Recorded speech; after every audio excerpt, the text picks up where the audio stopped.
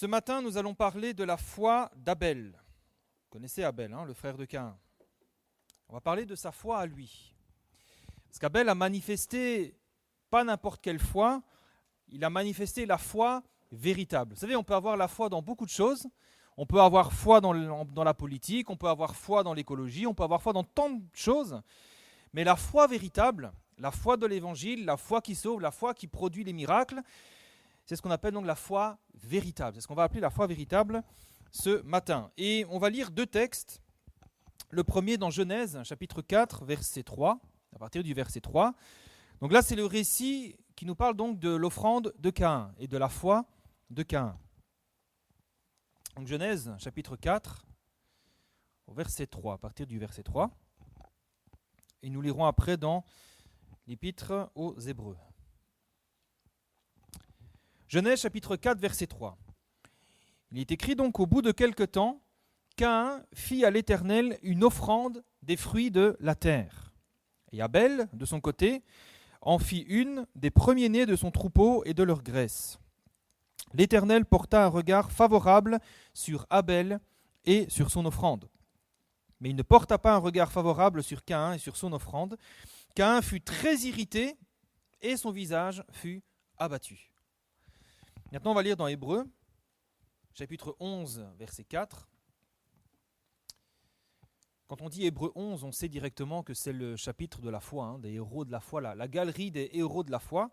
Tous les héros de la foi y sont mentionnés. Donc, Hébreux chapitre 11, verset 4, on parle donc de la foi d'Abel.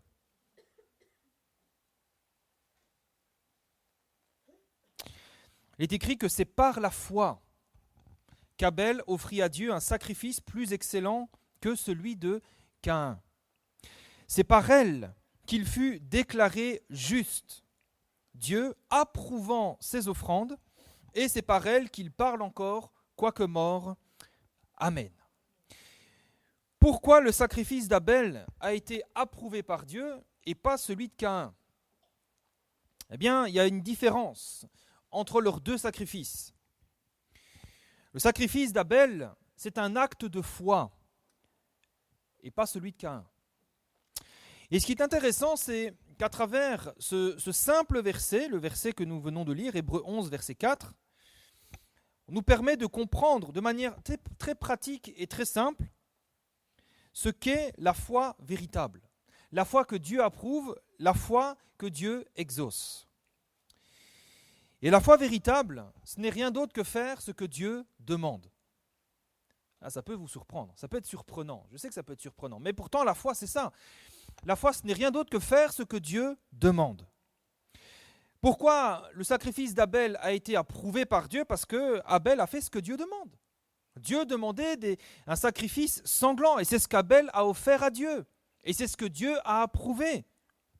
Caïn, lui, il a plutôt fait, je ne sais pas, la Bible ne nous dit pas ses intentions, mais peut-être qu'il a fait ce qui lui plaisait, ce qui lui semblait bon.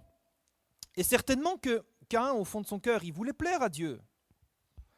Peut-être qu'il aimait Dieu de tout son cœur, et peut-être qu'il a fait cette offrande de tout son cœur, et peut-être qu'il a donné le meilleur de ses fruits. Mais à la différence d'Abel, il n'a pas agi par la foi, parce qu'il n'a pas cherché ce que Dieu demande. Et nous allons voir ce matin ce que nous enseigne la foi d'Abel. C'est quelque chose de très simple, mais de très important et de très profond.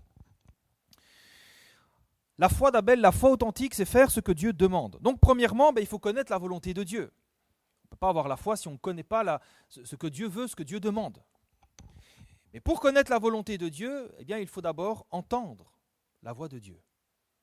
Et deuxièmement, quand on a entendu la voix de Dieu, que l'on connaît sa volonté, la foi, c'est aussi l'action, agir. Voilà ce qu'est la foi véritable. Donc la foi véritable a toujours pour origine la connaissance de la volonté de Dieu pour nous. C'est ça. L'origine de la foi, c'est connaître la volonté de Dieu pour nous. Vous savez, on peut avoir beaucoup de convictions. On peut avoir beaucoup de bonne volonté. On peut avoir beaucoup d'excellentes idées. Mais ce n'est pas ça la foi. La foi, c'est d'abord connaître la volonté de Dieu, connaître ce que Dieu veut pour moi, connaître le plan de Dieu pour moi. Qu'est-ce que Dieu veut que je fasse ? C'est ça le départ de la foi. Une parole qui vient de Dieu. Je racontais une histoire vraie qui s'est réellement passée. Alors, ce n'était pas ici à La Réunion, mais justement qui nous montre parfois pas dire cette mauvaise compréhension, mais parfois on se trompe. On pense qu'on a la foi, mais ce n'est pas vraiment la foi. Il y a quelques années, il y a un couple chrétien qui a perdu un de leurs enfants, un jeune enfant, malgré des mois et des mois passés dans la prière avec l'Église. L'enfant était malade, ils ont prié des mois et des mois et des mois avec l'Église.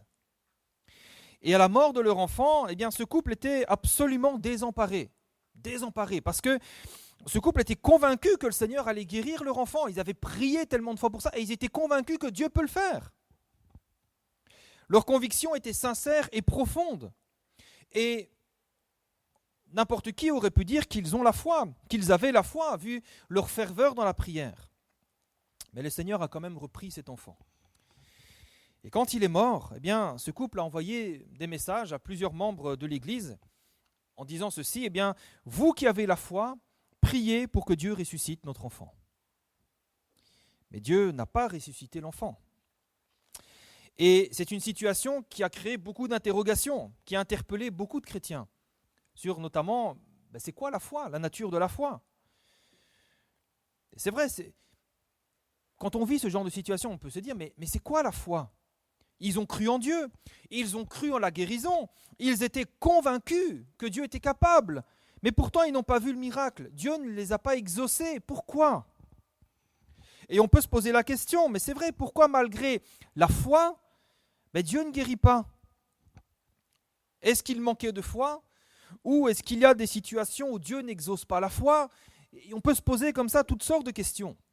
Et c'est délicat parce que ça peut affecter notre confiance en Dieu. On peut se dire, mais est-ce que je vais encore prendre le risque de croire dans la guérison divine si je n'ai pas la certitude que Dieu va m'exaucer ? Et vous savez, moi-même j'ai été ébranlé à cause de ces questions-là. D'autres ont été ébranlés. Et parfois on n'ose plus croire. On a peur d'être déçu. On a peur de se dire, mais Seigneur, si je te fais confiance et que tu ne fais pas. Regarde ce couple, il croyait que tu pouvais et tu ne l'as pas fait. Alors d'où vient le problème ? D'où vient le problème ? Le problème principal, parce qu'il y a d'autres choses, mais le problème premier, principal, c'est quand on confond la foi véritable avec nos convictions. C'est deux choses différentes. Vous savez, Dieu ne va pas nous exaucer parce que nous sommes convaincus qu'il peut le faire. Vous savez, c'est deux choses différentes. Je vais donner des exemples. Ce n'est pas parce que je suis convaincu que Dieu peut me rendre millionnaire que Dieu va automatiquement le faire. Ce n'est pas parce que je suis convaincu que Dieu peut faire tomber le feu du ciel sur mes ennemis que Dieu va le faire. Et heureusement, je ne sais pas s'il restera encore des hommes sur la terre. Pourtant, on est convaincu que Dieu peut faire ces choses. Qui n'est pas convaincu que Dieu peut nous rendre millionnaires ? Qui n'est pas convaincu que Dieu peut faire tomber le feu du ciel ? On est tous convaincus de cela. On croit que Dieu peut le faire. Mais est-ce que c'est dans sa volonté ? Pourquoi Dieu ne le fait pas ? Parce que parfois nos convictions personnelles sont confrontées parfois à la volonté de Dieu. Et on peut penser comme ça, le problème c'est que parfois on pense que la foi, c'est juste avoir la conviction que Dieu peut faire telle ou telle chose. Mais la foi, c'est pas ça. Si la foi n'était que la conviction que Dieu peut faire tout ce que je lui demande, parce que j'en suis convaincu, il n'y aurait plus de malades. Il n'y aurait plus de malades. On serait tous millionnaires. Enfin, je ne sais pas vous, mais bon. On aurait tous des grosses voitures, des grosses maisons. On serait tous... Non. Si la foi, c'était ça. La foi véritable, c'est autre chose. La foi véritable, elle ne se fonde pas sur nos propres convictions, sur ce qu'on est convaincu. Parce que la foi véritable, elle ne vient pas de nous, de nos convictions, mais elle vient de Dieu. De quand Dieu se révèle à nous, quand Dieu se fait connaître à nous, quand Dieu nous fait connaître quelle est sa volonté pour nous. C'est là que la foi commence. Et pour connaître la volonté de Dieu pour nous, il faut que nous entendions sa voix. Et c'est alors que le miracle peut se produire. La foi qui produit les miracles, c'est la foi qui est fondée sur ce que nous avons entendu de Dieu, sur une parole de Dieu. Donnez un exemple. Dans Matthieu chapitre 14, versets 25 à 29. Il est écrit qu'à la 4e veille de la nuit, Jésus alla vers ses disciples, marchant sur la mer. Quand les disciples le virent marcher sur la mer, ils furent troublés et dirent « C'est un fantôme !» Et dans leur frayeur, ils poussèrent des cris. Personne ne s'imagine que Jésus marche sur l'eau. Les hommes ne peuvent pas marcher sur l'eau, ce n'est pas possible. Donc quand ils voient quelqu'un arriver, une silhouette arriver sur l'eau, ils ne se disent pas « c'est Jésus, il vient vers nous ». Non, ils disent « c'est un fantôme » parce que ce n'est pas possible. Alors Jésus leur dit au verset 27 « Rassurez-vous, c'est moi, n'ayez pas peur ». Donc là, ils reconnaissent la voix de Jésus, reconnaissent la voix de leur maître. Et Pierre, il va répondre à Jésus et il va dire « Seigneur, si c'est toi, ordonne que j'aille vers toi sur les eaux. » Et au verset 29, Jésus va répondre et il va dire « Viens ». Pierre sortit de la barque et marcha sur les eaux pour aller vers Jésus. On voit ici un bel exemple de la foi authentique, de la foi véritable. Vous savez, l'homme ne peut pas naturellement marcher sur l'eau. Comment ça se fait que Pierre, lui, il a pu le faire? Comment ça se fait? Eh bien, c'est parce que Pierre a manifesté cette foi véritable. Comment? Eh bien, il a agi sur la parole de Jésus. C'est ça la foi. C'est ça la foi. Derrière son action, derrière son geste, il y a une parole de Jésus, il y a l'obéissance. Pierre n'a pas décidé de lui-même de marcher sur l'eau. Il ne s'est pas dit « Oh, c'est Jésus, je vais faire comme lui, tiens. » Hop. Non. À la base de son action, il y a une parole du Seigneur. Il y a un ordre de Dieu. Il y a une parole de Dieu qui lui fait connaître sa volonté, qui lui a dit « Viens, je veux que tu viennes, viens avec moi. » Donc Pierre a d'abord entendu la voix du Seigneur, puis il a agi sur cette parole, et c'est ça la définition de la foi. Si Pierre avait décidé de lui-même, de son propre chef, par conviction personnelle, en se disant, uniquement par sa réflexion, en se disant « Jésus le fait, moi je crois que je peux le faire aussi, donc je vais le faire ». S'il y avait eu ça comme démarche de la part de Pierre, si Pierre avait agi sans avoir entendu une parole de Jésus, ça n'aurait jamais marché. Il n'aurait jamais pu marcher sur l'eau. La preuve, c'est que certains ont essayé et ils l'ont payé de leur vie. Ce sont des choses sérieuses. Je vais essayer de pas rire, mais ça reste quand même sérieux. Le premier exemple, c'est un article qui a été publié le 19 mai 2015. J'ai les sources si vous voulez. Je peux vous les donner si vous les voulez. 19 mai 2015. Un pasteur a perdu la vie au sud de la capitale gabonaise, à Libreville, en voulant marcher sur l'eau comme Jésus-Christ dans la Bible. Venu avec ses fidèles pour l'événement, le pasteur a rassuré ses ouailles en affirmant qu'il pourrait traverser l'estuaire jusqu'à l'autre rive à pied. Après seulement quelques pas, l'homme a été immergé. L'homme de Dieu a disparu dans l'eau sous le regard impuissant de ses fidèles. Deuxième exemple. Cette fois-ci, c'est un article publié le 16 mai 2017, je vous le cite. Au Nigeria, un pasteur qui voulait démontrer que sa foi n'avait pas de limite, il a tenté de marcher sur l'eau. Sa tentative a échoué et il a perdu la vie. Il voulait répliquer l'un des plus célèbres miracles de Jésus, celui de la marche sur l'eau. Un membre de sa paroisse déclare « Il nous avait parlé de sa foi samedi dernier. Il nous avait promis qu'il nous démontrerait que celle-ci lui permettrait de réaliser ce qu'il voulait aujourd'hui. » Ce que lui voulait. Pas ce que Dieu veut, mais ce que lui voulait. Malheureusement, il a été mangé par 3 larges crocodiles devant nous. Nous ne comprenons toujours pas comment cela a pu arriver, car il a prié et jeûné toute la semaine. Finalement, tout ce qu'il restait de lui, après qu'il ait été dévoré, c'est une paire de sandales. Voilà. Frères et sœurs, nous ne devons pas confondre nos propres convictions, aussi profondes soient-elles, avec la foi véritable et authentique. Vous savez, on peut avoir toutes sortes de convictions, mais la foi ne vient que lorsque nous entendons la voix de Dieu. Romains 10, 17 nous dit ainsi, la foi vient de ce qu'on entend, pas de ce qu'on est convaincu, mais de ce qu'on entend. Et ce qu'on entend vient de la parole de Christ. C'est ça la foi. Alors bien sûr, quand on a entendu la voix de Dieu, on est convaincu que ce que Dieu a dit va s'accomplir. D'accord ? Mais la foi, elle a pour base une parole de Dieu, la parole de Dieu. Parce que nos convictions, aussi profondes soient-elles, si elles ne sont pas fondées sur ce que Dieu nous a dit personnellement, ce n'est pas la foi. Et on risque de courir à la catastrophe. Rappelez-vous, quelle est la seule raison pour laquelle Pierre a pu marcher sur l'eau? C'est parce que c'était la volonté de Dieu pour lui. Jésus lui a dit, viens, et Pierre a entendu. Alors, certains disent parfois, oui, mais mon frère, il est quand même écrit dans Marc chapitre 9, verset 23, que tout est possible à celui qui croit. Qu'est-ce qu'on fait de cette parole? Moi, je suis d'accord, c'est la Bible. Mais tout est possible à celui qui croit quoi? Tout est possible à celui qui croit qui? Oui, tout est possible. Si nous croyons Dieu quand il nous parle, parce que c'est ça la foi, c'est croire Dieu quand il nous parle. Mais si nous n'avons pas entendu la voix de Dieu, si nous n'avons que une conviction personnelle, c'est pas la foi. C'est pas la foi. Si Dieu ne nous a pas dit de marcher sur l'eau, de grâce, ne le faisons pas. Si tu sais nager, il n'y a pas de souci, tu peux essayer. Mais si tu ne sais pas nager ou s'il y a des crocodiles, ne le fais pas. Pourquoi tenter Dieu? Vous savez, c'est ce que le diable a essayé de faire avec Jésus. Dans Luc chapitre 4, verset 9, le diable conduit Jésus à Jérusalem.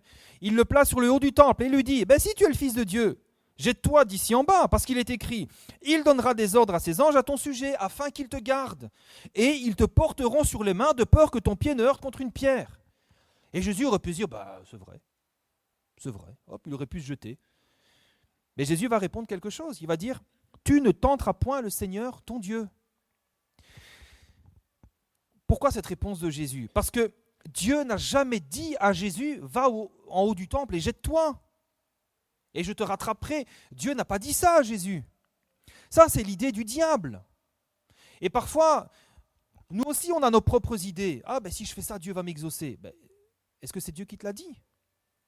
Vous savez, Jésus ne cherchait qu'une seule chose. Durant tout son ministère ici-bas sur la terre, Jésus ne cherchait qu'une seule chose, faire la volonté de Dieu. Eh bien, nous aussi, cherchons à ne faire que la volonté de notre Dieu. Autre exemple de la foi véritable.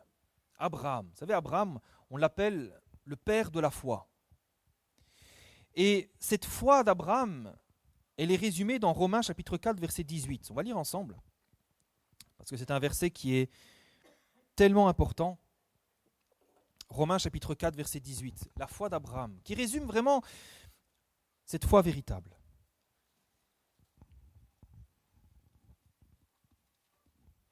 Romains chapitre 4, verset 18.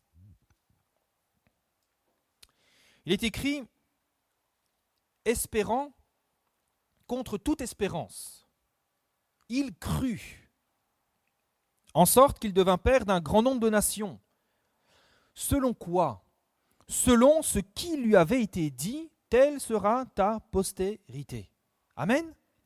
Abraham n'a pas cru n'importe quoi. Abraham n'a pas cru n'importe qui.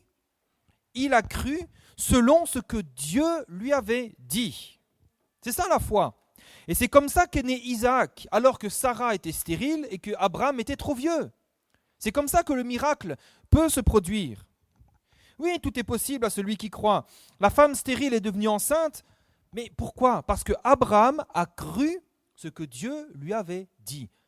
Si vous lisez un petit peu plus loin, il me semble que c'est le verset 21, il est dit qu'il avait cette conviction que ce que Dieu promet, eh bien, il peut aussi l'accomplir. Voilà, la conviction qu'engendre la foi. Je suis convaincu que ce que Dieu a dit, il l'accomplit. Ça, c'est la foi. Sa foi était fondée sur les promesses que Dieu lui avait données à lui, personnellement. Et c'est pour ça que sa foi a été exaucée. Donc, pour qu'il y ait la foi véritable, eh bien, il faut entendre la voix de Dieu. Et pour entendre la voix de Dieu, il n'y a pas de secret. Nous devons prendre du temps avec Dieu et chercher sa face. Il n'y a pas de secret, il n'y a pas de recette miracle, il n'y a pas de raccourci. Il n'y a pas besoin d'un prophète, entre guillemets, qui nous révélerait la volonté de Dieu pour nous. D'ailleurs, c'est plus de l'ésotérisme, de la voyance. Quand on va voir des prophètes pour qu'ils nous disent notre avenir, excusez-moi, c'est plus proche de l'horoscope que d'une démarche spirituelle. Jésus a dit, Jean 14, verset 6. Je suis le chemin, la vérité et la vie. Nul ne vient au Père que par moi. Amen. Il n'y a qu'un seul chemin vers Dieu, c'est Jésus. Le seul chemin pour aller vers Dieu, c'est par Jésus-Christ au moyen de notre communion avec lui. Vous savez, Dieu, il veut se révéler à nous personnellement, sans passer par des intermédiaires. Dieu n'a pas besoin d'intermédiaires. Dieu se révèle à nous directement. Alors oui, après les pasteurs, les anciens, ils peuvent être de très bons conseils et des aides précieuses. Moi-même, je bénis le Seigneur pour les hommes de Dieu que j'ai pu rencontrer, qui ont pu m'aider, qui ont pu m'aiguiller. Mais frères et sœurs, ça ne pourra jamais remplacer notre communion personnelle avec Dieu. Jamais. Jamais. Dieu se révèle à nous pleinement. Dieu veut se révéler à nous pleinement et personnellement. Et vous savez, c'est simple à comprendre. Quand un père a quelque chose d'important à dire à son fils, il ne va pas passer par un intermédiaire. Il va prendre son fils en tête-à-tête et il va lui parler seul à seul. Si j'ai quelque chose d'important à dire à ma femme que j'aime, je ne vais pas passer par un intermédiaire pour le lui dire. Je vais lui dire directement. Et puis si j'ai quelque chose d'important à dire à l'église, je ne vais pas passer par un intermédiaire, je vais m'adresser à vous directement. Vous voyez, quand on a des choses importantes à dire, on s'adresse directement à la personne. Eh bien, Dieu avec nous, c'est pareil. Le Seigneur a des choses importantes à nous dire, des choses importantes à nous révéler sur sa volonté pour notre vie, pour son plan pour notre vie. Et c'est seul à seul, dans l'intimité de notre communion avec lui, que Dieu veut se révéler à nous personnellement. Et c'est là que le Seigneur le fera. C'est là que nous pourrons entendre sa voix et c'est là que nous pourrons recevoir cette révélation de son plan pour nos vies. Matthieu chapitre 6, verset 6, Jésus nous dira, « Quand tu pries, entre dans ta chambre, ferme ta porte, prie ton Père qui est là dans le lieu secret. » Ça parle d'intimité, de mettre un temps à part. S'il dit « entre dans ta chambre, ferme ta porte et prie ton Père », ce n'est pas quand tu es dans ta chambre par hasard, un moment, si ça te passe par l'esprit, prie. Non, c'est volontaire. C'est un temps qu'on met à part, consacré. Et Jésus dit, et ton Père qui voit dans le secret te le rendra. Il te le rendra. Vous savez, il n'y a pas de secret. On doit mettre du temps à part pour chercher le Seigneur. Si nous bâclons nos temps de prière, si on ne prend pas vraiment du temps, si on le fait entre deux portes, comment voulez-vous qu'on entende la voix du Seigneur? Comment voulez-vous? Prenons du temps. Il me semble que c'est mercredi dernier ou mercredi d'avant que je le disais. Vous savez, même si on n'a qu'un quart d'heure, prenons ce quart d'heure-là, mettons-le à part pour être seul à seul avec Dieu. Même si on n'a qu'un quart d'heure, mettons ce quart d'heure-là à part pour le Seigneur. Il vaut mieux prendre un quart d'heure, honnêtement, sincèrement avec Dieu, plutôt que de prier 2 heures en étant distrait, en ayant la tête ailleurs. Jérémie 29, verset 13. Dieu va nous laisser cette promesse. Vous me chercherez et vous me trouverez, si vous me cherchez de tout votre cœur. Eh oui, parfois on cherche le Seigneur, mais on le cherche entre deux portes. On le cherche, oui Seigneur, c'est quoi ta volonté pour moi? Et puis, on passe tout de suite à autre chose. Le Seigneur nous dit, oui, je vais me laisser trouver par vous, mais il faut me chercher de tout votre cœur. Il faut qu'il y ait une démarche sincère de notre part. Nous devons prendre du temps pour chercher le Seigneur. Job 33, 14 nous dit que Dieu parle, cependant, tantôt d'une manière, tantôt d'une autre, et l'on n'y prend point garde. C'est pour ça que nous avons besoin de prendre du temps à part pour écouter ce que Dieu nous dit. Il y a tellement de voix, il y a tellement d'occupations, il y a tellement de choses. Avec ces téléphones qui n'arrêtent pas de sonner, il y a des notifications tout le temps, on reçoit tout le temps des mails, des SMS, toutes sortes de choses. Nous devons prendre du temps à part pour Dieu, pour entendre sa voix. Vous savez, souvent, ce n'est pas Dieu qui est muet, c'est nous qui n'entendons pas. Vous avez déjà réfléchi à ça? Vous voyez la taille de la Bible? Je ne sais pas combien il y a de pages dans la Bible, mais il y en a des milliers. Vous avez vu la taille?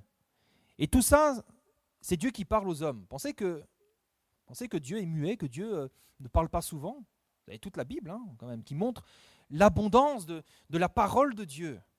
Et le Seigneur nous dit les choses tantôt d'une manière, tantôt d'une autre. Quand vous lisez par exemple le livre des rois et puis le livre des chroniques, il y a des choses qui se répètent. Pourquoi? Parce que Dieu dit les choses tantôt d'une manière et puis tantôt d'une autre. Dans les évangiles, il y a des choses qui se répètent. Pourquoi? Parce que Dieu dit les choses tantôt d'une manière, tantôt d'une autre. Dieu parle, Dieu parle. Et nous, parfois, on croit que Dieu est muet, alors que parfois, c'est nous qui n'entendons pas. Ouais, parfois, Dieu ne parle pas, hein. Mais je crois quand même que souvent, c'est nous qui n'entendons pas, c'est nous qui ne prenons pas garde. Frères et sœurs, tendons l'oreille, faisons silence, et nous entendrons Dieu nous parler. Et puis, vous savez, Dieu parle de différentes manières. Dieu peut nous parler dans un temps de prière. Dieu peut nous parler à travers la lecture de sa parole. C'est les moyens les plus courants, hein. Mais ça peut être aussi à travers une prédication. Ou alors ça peut être dans la voiture, alors qu'on est en train de chanter des cantiques. Moi, ça m'arrive souvent, hein. Des fois, je suis là dans la voiture, je chante, je prie le Seigneur. Si vous me voyez dans la voiture parler, c'est parce que je prie, hein. Si on me prend pour un fou, tant pis, hein. Mais voilà, et je prie le Seigneur. Et oui, parfois, le Seigneur me parle. Je suis dans la voiture, et puis, gloire à Dieu, merci Seigneur. Et voilà. C'est à nous d'être attentifs. C'est à nous de rester, de chercher le Seigneur de tout notre cœur, tout simplement, parce que Dieu parle. Après, la grande question, c'est comment reconnaître la voix de Dieu. Vous savez, ça c'est l'objet de toute une prédication. Et je ne peux pas trop m'attarder là-dessus parce qu'il faut avancer, mais quelques indices.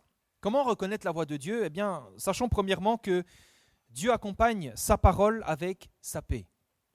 Quand Dieu a parlé, il y a la paix.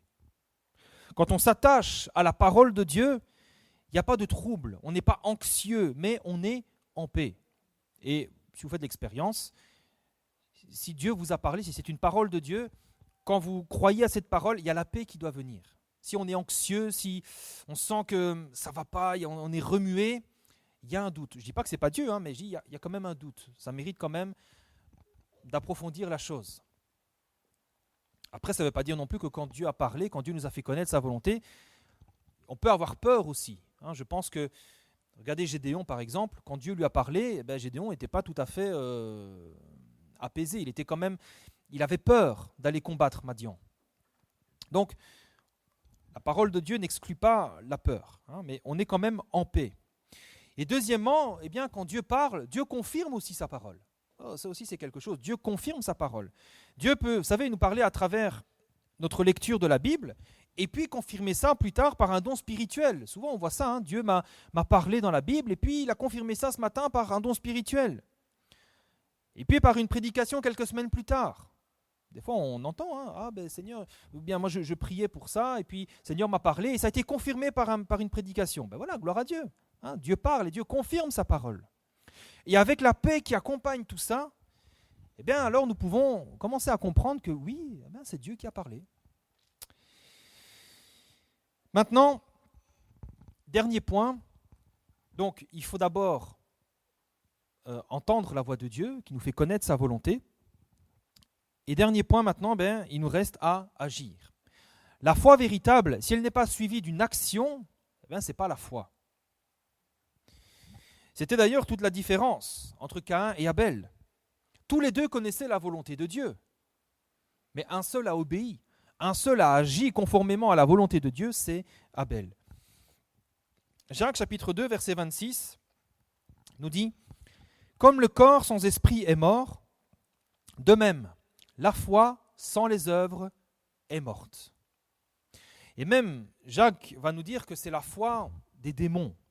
Ce qu'ils vont dire, les démons aussi ils croient que Dieu existe et ils tremblent. La foi véritable, c'est la foi qui est agissante. La foi qui est suivie par les œuvres. Si notre foi se limite à juste « je sais ce que Dieu veut, je sais ce qui est écrit, je sais ce que Dieu veut, je sais ce que Dieu m'a dit », mais s'il n'y a pas d'action, ce n'est pas la foi véritable. La foi véritable, c'est la foi agissante, la foi qui est suivie par les œuvres. On peut prendre encore l'exemple de Pierre, dans Luc chapitre 5, verset 1er. Il est écrit que comme Jésus se trouvait auprès du lac de Génézareth, que la foule se pressait autour de lui pour entendre la parole de Dieu, il vit au bord du lac 2 barques, d'où les pêcheurs étaient descendus pour laver leurs filets. Il monta dans l'une de ces barques qui était à Simon, et il le pria de s'éloigner un peu de terre, puis il s'assit de la barque, il enseignait la foule. Lorsqu'il eut cessé de parler, il dit à Simon, « Avance en pleine eau et jetez vos filets pour pêcher. » Et Simon lui répondit, mais maître, nous avons travaillé toute la nuit sans rien prendre. Mais sur ta parole, je jetterai le filet. L'ayant jeté, il y a une action, l'ayant jeté, et là, qu'est-ce qui s'est passé? Ils prirent une grande quantité de poissons, leur filet se rompait, ils firent signe à leurs compagnons qui étaient dans l'autre barque de venir les aider. Ils vinrent et ils remplirent les 2 barques, au point qu'elles s'enfonçaient. La foi véritable, elle est agissante. Si Pierre avait dit, Seigneur, oui, tu me dis de lancer mon filet, je sais que tu peux le faire, je sais que si je le fais, je vais être béni, et puis voilà, et puis si on reste les bras croisés et qu'on ne fait rien, il n'y a pas de miracle. La foi véritable, elle est agissante. Pierre a jeté son filet, il a entendu Jésus, il a cru Jésus, il a dit, Seigneur, c'est vrai, tu m'as parlé, je crois, j'ai la conviction que ce que tu m'as dit va s'accomplir, et ensuite, il a agi sur la parole de Jésus. Vous voyez, la foi véritable, elle est agissante, on agit. C'est ce qu'on appelle marcher par la foi. C'est ce qu'on appelle un pas de foi. Autre exemple de la foi agissante, David. 2 Samuel, chapitre 5, verset 17. Les Philistins apprirent qu'on avait oint David pour roi sur Israël, et ils montèrent tous à sa recherche. Donc ils veulent en découdre avec David. Et David, qui en fut informé, descendit à la forteresse.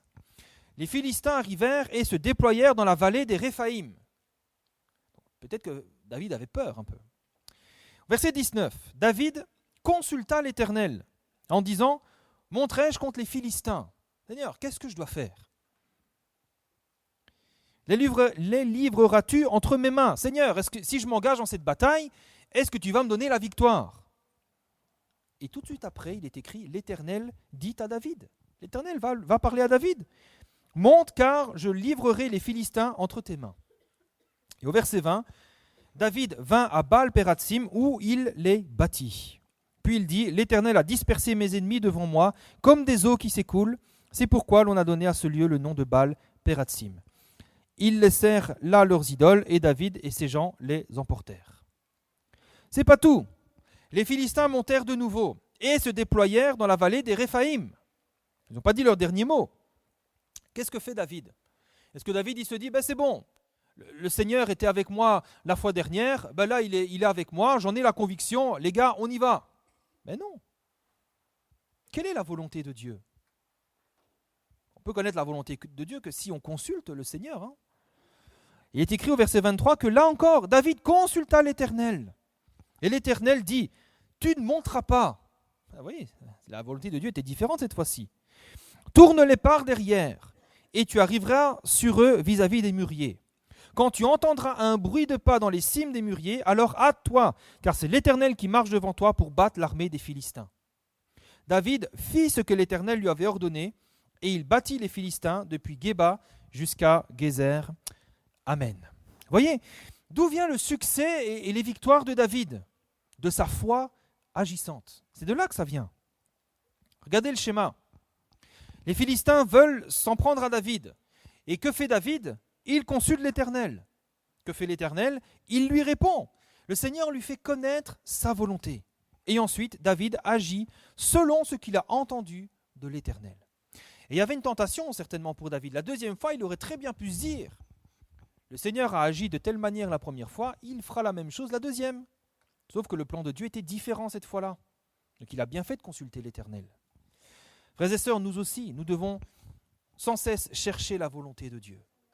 Souvent, si on est déçu, c'est parce que on s'est fondé, non pas, et vraiment je ne dis pas ça, je fais de reproche à personne, mais peut-être qu'on n'a pas suffisamment cherché la voie de Dieu.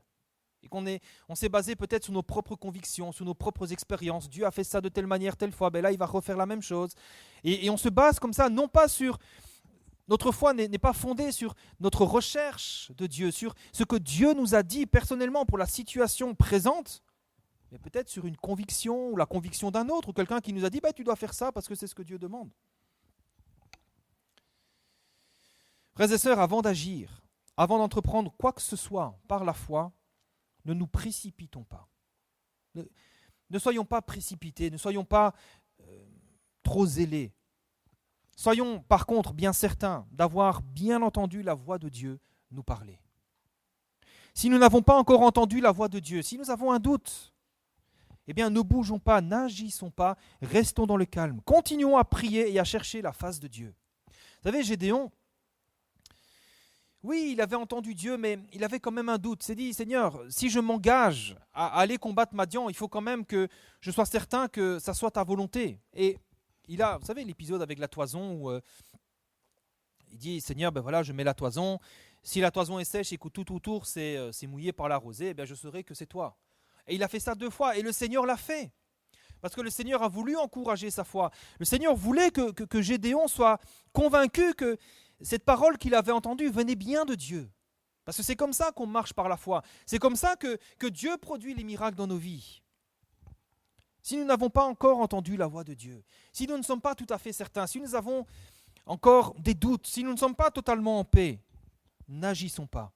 Restons dans le calme. Continuons à prier, à chercher la face de Dieu, jusqu'à ce que nous entendions sa voix, jusqu'à ce que Dieu nous confirme sa parole.